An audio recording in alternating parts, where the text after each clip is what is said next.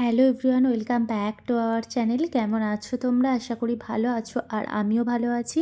আমার নতুন আরও একটি ভিডিওতে তোমাদের সবাইকে জানাই অনেক অনেক স্বাগত। সকালবেলায় ঘুম থেকে উঠে বাজারে ছুটেছিলাম। ফ্রিজের মধ্যে কিন্তু একটাও সবজি ছিল না, তাই আজকে বাজার থেকে গিয়ে সবজি মাছ অনেক কিছুই কিনে এনেছি।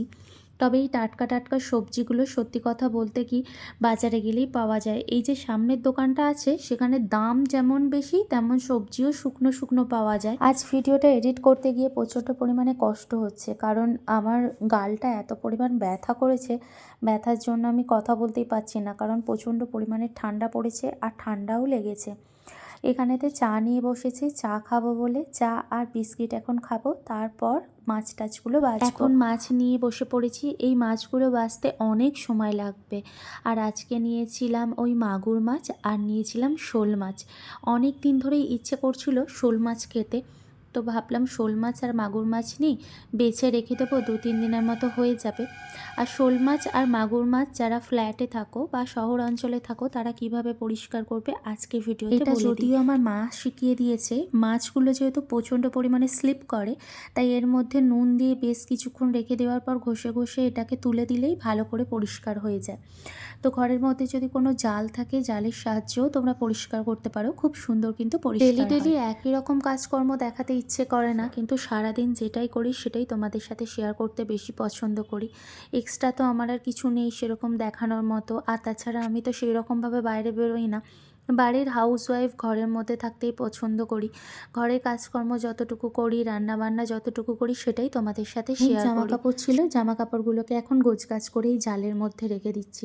আসলে কি, আমার তো একটাই আলমারি আর পরার জামা কাপড়গুলো রাখার মতো সেরকম কোনো জায়গা নেই, তাই এই জালটার ভেতরে পরার জামা কাপড়গুলো রেখে দিই আর ভালো জামা কাপড়গুলো আলমারির মধ্যেই থাকে।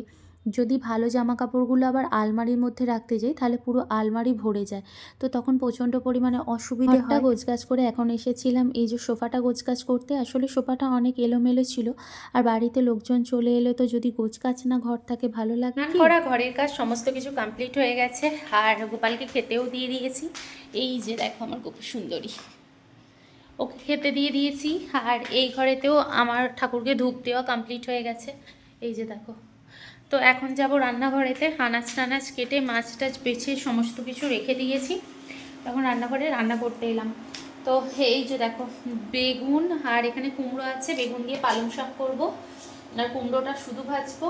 আর এখানে এই যে পেঁপে আর কলা দিয়ে ঝোল বানাবো মাছ দিয়ে, শিঙি মাছ দিয়ে। এই যে শিঙি মাছ এনেছি, আর হচ্ছে এখানে পালং শাক ওই বেগুন দিয়ে ভাজা করব। তো চলো রান্না বান্না শুরু করি, কারণ অনেকটাই তো বেলা হয়ে গেছে, যদি এখন না শুরু করি তাহলে আর হয়ে উঠবে না।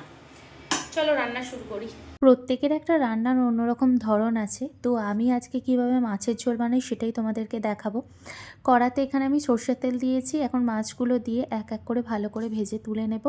তোলা হয়ে যেতে এর মধ্যে আমি কলা, আলু আর পেঁপেটা দিয়ে ভালো করে নাড়াচাড়া করে পিষে রাখা আদা আর জিরে দিয়ে ভালো করে মশলাটা কষিয়ে নেব, নিয়ে জল ঢেলে সিদ্ধ হতে দেব। সংসার ছোট হোক কিন্তু স্বামী যদি পাশে থাকে সেটা একটা অন্যরকম আর কি ফিলিংস হয়, আর অন্যরকম একটা তাকত থাকে হাতের মধ্যে। আর স্বামী যদি পাশে না থাকে সেই রকম কষ্টটা যে মানুষের কতটা হয় সেটা বোঝাই যায়। আসলে বর অনেক দিন হয়ে গেছে আসেনি, মন তো কেমন করছেই, আর তাছাড়া এখন তো ছুটি পাবে না, সেই পরের মাসে যদি ছুটি পায় তখন তাহলে আসতে পারবে। নিজের মানুষদের কাছে ভালোবাসার মানুষ না হলেও কিছু অচেনা মানুষের কাছেই কিন্তু আমি অনেক ভালোবাসার পাত্রী। এখন ঘড়ির কাঁটায় প্রায় তোমার 3টের মতো বেজে গেছে। আজকে আমার খেতে এত দেরি হয়ে গেল, তো এখন খাবার খেতে বসবো। রান্না বান্না ঘর মোছা সব কিছুই কমপ্লিট হয়ে গেছে।